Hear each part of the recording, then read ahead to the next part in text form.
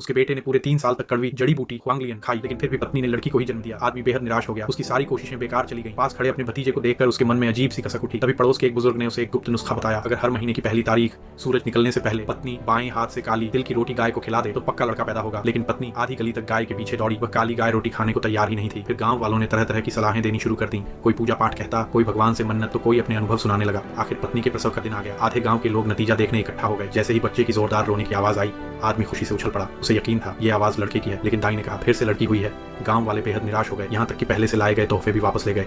लेकिन आदमी आमी लड़कों लड़कियों में भेदभाव नहीं करता था। असल वजह यह थी कि वह खुद एक पहलवान था और उसका एक चैंपियन बनने का सपना था, जो उसके हिसाब से सिर्फ बेटा ही पूरा कर सकता था।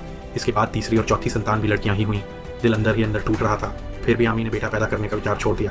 बेटा पैदा नहीं कर सकता, ऐसा नहीं। एक दिन घर लौटते ही उसने देखा 2 लड़के बुरी तरह पिटे हुए थे। उसने समझा कि यह उसके भतीजे की करतूत है और गुस्से में उसे थप्पड़ मार दिया। लेकिन पत्नी ने बताया ये लड़के उसकी दोनों बेटियों ने पीटे हैं। आमी चुपचाप सिर झुका लेता है और खुद ही माफी मांगता है। मेहमानों को भेजने के बाद वह अपनी बेटियों को बुलाता है, लेकिन गुस्सा नहीं करता। उल्टा उनसे कहता है कि पूरी घटना दोबारा करके दिखाओ। बेचारा भतीजा फिर से पिट जाता है। अपनी बहादुर बेटियों को देखकर बूढ़ा पिता खुशी से फूल जाता है। लेकिन बेटियों के अच्छे दिन ज्यादा नहीं चलते। अगले ही दिन आमी उन्हें चाट की दुकान ले जाता है। उनकी पसंदीदा तली हुई कुरकुरी हड्डियां खिलाता है, जितना चाहो उतना, क्योंकि आज के बाद वे पहलवान बनने वाली हैं और तला भुना खाना हमेशा के लिए छोड़ना होगा। बेटियां हैरानी से माँ की ओर देखती हैं, लेकिन माँ भी बेबस थी। इसके बाद पिता ने नरक जैसी ट्रेनिंग शुरू कर दी। वे स्कर्ट पहनती थीं, जिसमें दौड़ना मुश्किल था, तो पिता ने भतीजे से लड़कों के कपड़े मंगवाए, पत्नी से पैंट काट कर शॉर्ट्स बनवाए। भारत में लड़कियों का टांगे दिखाना अच्छा नहीं माना जाता। इस वजह से बेटियां शर्म से सिर तक नहीं उठा पाती थीं। लेकिन पिता के डर से वे चुपचाप सब सहती रहीं। हर दिन सुबह 5 बजे दौड़ शुरू होती, खेतों से लेकर सड़कों तक। जरा सी डील हुई नहीं कि पिता भूत की तरह पीछे आ जाता। 2 घंटे कार्डियो के बाद ताकत बढ़ाने की कड़ी ट्रेनिंग होती। शाम को उन्हें टीवी देखने की भी इजाजत नहीं थी।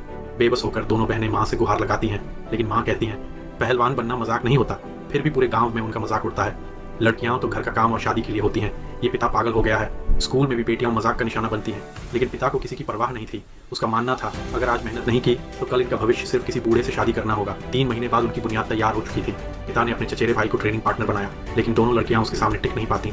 लंबे समय से शाकाहारी होने के कारण उनमें ताकत नहीं थी। यह देखकर पिता ने तय किया चाहे घर कितना भी गरीब हो, उन्हें चिकन खिलाया जाएगा ताकि शरीर मजबूत हो। लेकिन बेटियां पिता का सपना नहीं समझ पाती। उन्हें बस लगता था बहुत थकान है, अब ट्रेनिंग नहीं करनी। यहाँ तक कह देती हैं छोटे बालों में तो शादी भी नहीं होगी। अगले दिन पिता नाई को बुलाता है और दोनों की बाल पूरी तरह कटवा देता है। अब कोई मोह नहीं, आगे बढ़ने के लिए मन को खाली करना जरूरी था। बच्चे ये बात कहाँ समझते। आईने में खुद को लड़कों जैसा देखकर वे इस सख्त पिता के खिलाफ बगावत करने का फैसला करती हैं। अगली सुबह वे पिता की अलार्म घड़ी 2 घंटे पीछे कर देती हैं। जब वह उठता है तो वे थका हारा अभिनय करती हैं।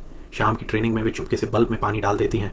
मुकाबले में जानबूझकर हार मान लेती हैं। पिता सब समझ रहा था, लेकिन चुपचाप सब सहता रहा।